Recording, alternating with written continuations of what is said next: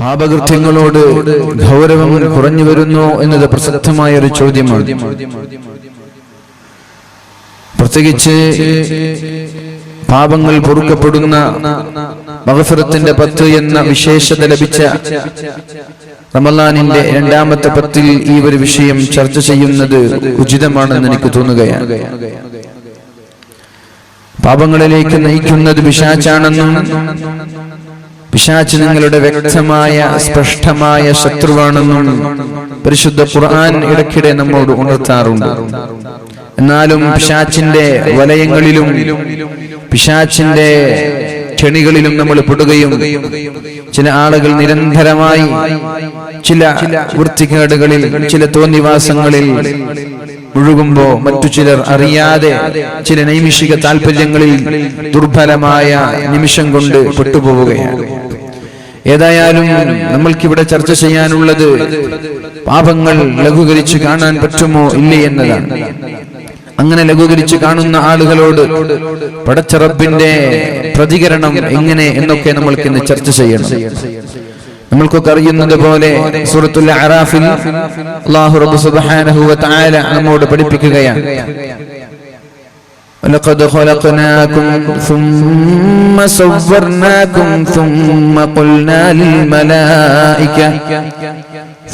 قُلْنَا لِلْمَلَائِكَةِ اسْجُدُوا لِآدَمَ فَسَجَدُوا إِلَّا إِبْلِيسَ لَمْ يَكُنْ مِنَ السَّاجِدِينَ قال ما منعك ألا تسجد إذ أمرتك قال أنا خير منه خلقتني من نار وخلقته من طين.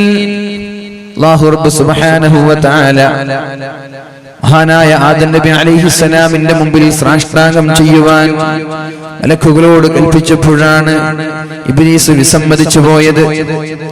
എന്തേ നീ സുജൂദ് ചെയ്യാത്തത്? ഇബ്ലീസ് പറഞ്ഞു, എന്നെക്കാളും മോശക്കാരനായ ഒരാൾ, എന്റെ അത്ര പവിത്രതയില്ലാത്ത ഒരാൾ, എന്നോട് കമ്പയർ ചെയ്യാൻ പറ്റാത്ത ഒരാൾ, അയാളുടെ മുമ്പിൽ ഞാൻ സുജൂദ് ചെയ്യുകയോ? ഫഹ്ബിതു മിൻഹാ ഫമാ യകൂനു ലക അൻ തതകബ്ബറ ഫീഹാ. അഹങ്കരിക്കാനുള്ള സ്ഥലമല്ല സ്വർഗം, സ്വർഗത്തിൽ നിന്ന് ഇറങ്ങിപ്പോയിക്കോ എന്ന് അല്ലാഹു ഇവരു അഹങ്കാരം കാരണം പിശാചിനോട് പറയുമ്പോഴാണ് സർവശക്തനായ റബ്ബിനോടൊരു വരം ചോദിക്കുന്നത്. റബ്ബി അൻളിർനീ ഇലാ യൗമി യുബഅസൂൻ. അല്ലാഹുവേ, സ്വർഗത്തിന്റെ സുഖങ്ങളിൽ നിന്ന് നീ എന്നെ ആട്ടിയോടിച്ചപ്പോൾ എനിക്കത് പ്രശ്നമല്ല, എനിക്കതൊന്നും കുഴപ്പമില്ല. പക്ഷേ ഖിയാമത്ത് നാൾ വരെ ജീവിക്കുവാൻ എനിക്ക് അവസരം തരണം. ഇന്നക മിനൽ മുൻദരീൻ. قال فبما أغويتني لأقعدن لهم صراطك المستقيم. എന്നെ വഴിപിഴപ്പിക്കാൻ കാരണക്കാരായ മനുഷ്യരെ ഞാൻ വഴികേടിലേക്ക് നയിക്കുമെന്ന് പടച്ചറബിനോടൊരു അവകാശം,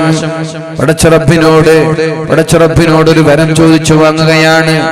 ثم لآتينهم من بين أيديهم ومن خلفهم. അവരുടെ മുൻപിലൂടെ അവരുടെ പിന്നിലൂടെ, وعن أيمانهم وعن شمائلهم. അവരുടെ ഇടതുഭാഗത്തുകൂടെ അവരുടെ വലതുഭാഗത്തുകൂടെ ഞാൻ അവരെ വഴിപിഴപ്പിക്കാൻ വേണ്ടി കടന്നു വരും എന്ന് പറഞ്ഞാൽ ഒരു സ്ഥലം പോലും ഒഴിവാവാതെ, ഒരു സ്ഥലം പോലും ഒഴിവാക്കാതെ സകലമാന സ്ഥലങ്ങളിലും മനുഷ്യന്മാരെ വഴികേടിലേക്ക് നയിക്കാൻ വേണ്ടി പിശാച് കിണഞ്ഞ് പരിശ്രമിച്ചു കൊണ്ടിരിക്കുമെന്ന് അല്ലാഹുവിനോട് പറയുമ്പോഴാണ് അല്ലാഹു പറയുന്നത്, ഉഖ്റുജ് മിൻഹാ. കുഴപ്പമില്ല, നീ പോയിക്കോ, നീ മനുഷ്യന്മാരെ വഴിപഴപ്പിക്കാൻ ശ്രമിച്ചോ, എനിക്ക് കുഴപ്പമില്ല. ആരൊക്കെയാണോ നിന്നെ പിൻപറ്റുന്നത്, ആരൊക്കെയാണോ നിന്റെ പാത പിന്തുടരുന്നത്, അവരെ ഞാൻ കൊണ്ടുപോകുന്നത് നരകത്തിലേക്കാണ്. ويا آدم اسكن أنت وزوجك الجنة. ആദമേ, നീയും നിന്റെ ഭാര്യയും സ്വർഗ്ഗത്തിൽ താമസിച്ചോ. പിശാച് നിങ്ങൾക്ക് വ്യക്തമായ ശത്രുവാണെന്ന് അല്ലാഹു തആല ആദം നബി അലൈഹിസ്സലാമിനോട് ശക്തമായ വാണിംഗ് കൊടുത്തപ്പോഴേക്കും മഹാനായ ആദം നബി അലൈഹിസ്സലാം ഒരു ദുർബലമായ നിമിഷം കൊണ്ട് പിശാചിന്റെ പ്രേരണയിൽ പെട്ടുപോവുകയാണ്. അപ്പോഴാണല്ലോ അല്ലാഹു പറയുന്നത്, وَدَلَّاهُمَا بِغُرُورٍ فَلَمَّا ذَاقَا الشَّجَرَةَ بَدَتْ لَهُمَا سَوْآتُهُمَا وَطَفِقَا يَخْصِفَانِ عَلَيْهِمَا مِنْ وَرَقِ الْجَنَّةِ وَنَادَاهُمَا رَبُّهُمَا أَلَمْ أَنْهَكُمَا عَنْ تِلْكُمَا الشَّجَرَةِ وَأَقُلْ لَكُمَا إِنَّ الشَّيْطَانَ لَكُمَا عَدُوٌّ مُبِينٌ. ആദം നബിയെ, പിശാച് നിങ്ങളുടെ ശത്രുവാണെന്ന് ഞാൻ നിങ്ങളോട് പറഞ്ഞു തന്നിട്ടില്ലേ? പിന്നെ എന്തേ പിശാച് ഒരു കാര്യം പറയുമ്പോ നിങ്ങൾക്ക് അതിനോട് ശ്രദ്ധയുണ്ടാവാത്തത്? ലോകത്തിന് ആദ്യം തന്നെ ഒരു പാഠം പഠിപ്പിക്കുകയാണ് അല്ലാഹു തആല. ശേഷം വരാനിരിക്കുന്ന ഉമ്മത്തികൾക്ക്, ശേഷം വരാനിരിക്കുന്ന സമൂഹത്തിന് വലിയൊരു പാഠം, വലിയൊരു അനുഭവം പഠിപ്പിച്ചു കൊടുക്കുകയാണ്. നമ്മുടെ ഉപ്പയായ, നമ്മുടെ ഉപ്പാപ്പയായ ആദം നബി അലൈഹിസ്സലാമിനെ പിശാച് വഴിപിഴപ്പിച്ചുവെങ്കിൽ ഇനി വരാനിരിക്കുന്ന ഓരോ ആളുകളെയും വഴിപിഴപ്പിക്കാൻ പിശാച് കിണഞ്ഞു ശ്രമിച്ചുകൊണ്ടേയിരിക്കും. അതുകൊണ്ട് നമ്മൾ എന്ത് വേണം? പിശാചിൽ നിന്ന് അകലാൻ ശ്രമിക്കണം. എങ്ങനെയാണ് അകലാൻ പറ്റുക? എങ്ങനെയാണ് പിശാചിന്റെ ശല്യങ്ങളിൽ നിന്ന്, പിശാചിന്റെ ദുർബോധനങ്ങളിൽ നിന്ന്, പിശാചിന്റെ തോന്നിവാസങ്ങളിൽ നിന്ന് നമ്മുടെ ശരീരങ്ങളെ, നമ്മുടെ കുടുംബങ്ങളെ, നമ്മുടെ മനസ്സിനെ നമ്മൾക്ക് നിയന്ത്രിക്കാൻ പറ്റുക എന്ന് പരിശുദ്ധ റസൂലുള്ളാഹി സ്വല്ലല്ലാഹു അലൈഹി വസല്ലം നമ്മോട് പഠിപ്പിക്കുന്നുണ്ട്. ഇന്ന ശൈത്വാന യജ്രി മിൻ ഇബ്നി ആദമ മജ്റദ്ദമി. പിശാച് ഓരോ മനുഷ്യന്റെ ശരീരത്തിലുള്ള രക്തധമനികളിലൂടെ, സിരകളിലൂടെ, അവന്റെ ഞരമ്പുകളിലൂടെ, നാഡികളിലൂടെ പിശാച് സഞ്ചരിച്ചുകൊണ്ടേ ഇരിക്കുന്നുണ്ട് എന്ന് അല്ലാഹുവിന്റെ ഹബീബായ റസൂലുള്ളാഹി സ്വല്ലല്ലാഹു അലൈഹി വസല്ലം നമ്മോട് പഠിപ്പിക്കുകയാണ്. നമ്മുടെ ശരീരത്തിന്റെ ധമനികളിലൂടെ രക്തയോട്ടം എവിടെയൊക്കെയാണോ നടക്കുന്നത്, ബ്ലഡ് സർക്കുലേഷൻ എവിടെയൊക്കെയാണോ നടക്കുന്നത്, അവിടെയൊക്കെ പിശാച് സഞ്ചരിക്കുന്നുണ്ട്. ഇനി പിശാചിൽ നിന്ന് രക്ഷപ്പെടാൻ നിങ്ങൾ പിശാചിന് കയറി വരാനുള്ള വഴി കൊടുക്കാൻ പാടില്ല. പിശാച് ശരീരത്തിലേക്ക് കയറി വരുന്നത് ഒരുപാട് ഭക്ഷണം കഴിക്കുമ്പോഴാണ്, ഒരുപാട് തിന്നുമ്പോഴാണ്. അതുകൊണ്ട് തിന്നല്ലേ, നിങ്ങൾ വിശപ്പ് സഹിക്കണം, ഒരുപാട് പട്ടിണി കിടക്കണം. പട്ടിണി കിടക്കുമ്പോഴാണ് പിശാചിന് നിങ്ങളുടെ ശരീരത്തിലേക്കോ നിങ്ങളുടെ ഞരമ്പിലേക്കോ കയറാൻ പറ്റാതിരിക്കുന്നത്. നിങ്ങൾ പട്ടിണി കിടന്നാൽ പിശാചിന് നിങ്ങളുടെ ശരീരത്തിലേക്ക് കയറാൻ പറ്റില്ലെന്ന് പരിശുദ്ധ റസൂലുള്ളാഹി സ്വല്ലല്ലാഹു അലൈഹി വസല്ലം. അതുകൊണ്ടാണല്ലോ പരിശുദ്ധമായ റമദാൻ വരുമ്പോൾ പിശാചിനെ കെട്ടിയിടുന്നത്. ആരും ഭക്ഷണം കഴിക്കുന്നില്ല, എല്ലാവരും വിശപ്പ് സഹിക്കുന്നു. വിശപ്പ് സഹിക്കുമ്പോഴേക്കും നമ്മുടെ ശരീരത്തിലേക്ക് കയറിക്കൂടാൻ പിശാചിന് സാധിക്കുന്നില്ല.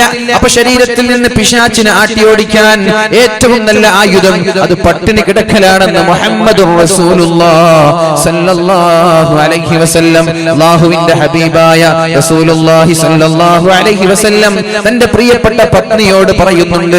ആയിഷ, ആയിഷ, ദാവിമി ഖർഅ ബാബിൽ ജന്നതി ബിൽ ജൂ, ദാവിമി ഖർഅ ബാബിൽ ജന്ന. സ്വർഗ്ഗത്തിന്റെ കവാടങ്ങൾ മുട്ടിക്കൊണ്ടേയിരിക്കണം ആയിഷ, സ്വർഗ്ഗത്തിന്റെ കവാടങ്ങൾ മുട്ടിക്കൊണ്ടേയിരിക്കണം ആയിഷ. ആയിഷ ബീവി ചോദിച്ചു, യാ റസൂലല്ലാഹ്, എങ്ങനെയാണ് സ്വർഗ്ഗത്തിന്റെ വാതിൽ മുട്ടുക? ഇത് മുട്ടുവീൻ തുറക്കപ്പെടുമെന്ന് പറയുന്നത് പോലെ തുറക്കപ്പെടുന്ന വാതിലല്ലല്ലോ, എങ്ങനെയാണ് ഇത് തുറക്കപ്പെടുന്നത്?